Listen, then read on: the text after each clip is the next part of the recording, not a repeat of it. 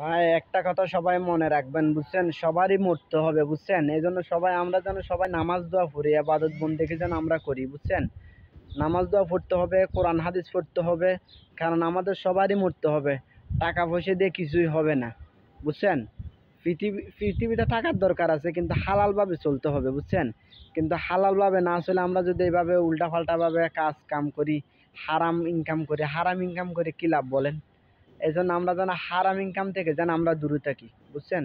হালাল ইনকাম করি, আর হচ্ছে আমরা যেন সবাই ৫ ওয়াক্ত নামাজ দোয়া পড়ি, ইবাদত বন্দেগী করি।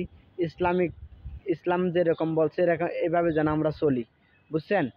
আপনার এই কালে ইসলাম লাগবে, পরকালে আপনার ইসলাম লাগবে বুঝছেন। ইসলাম ছাড়া আপনার পার হওয়ার কোনো রাস্তা নেই বুঝছেন। আপনার আল্লাহকে সবার দরকার বুঝছেন, আগে আল্লাহ পরে সব কিছু বুঝছেন। এই জন্য আগে আল্লাহ এবং রাসূলের আনুগত্য, আল্লাহকে ডাকি এবং ইসলামের পথে আমরা থাকি।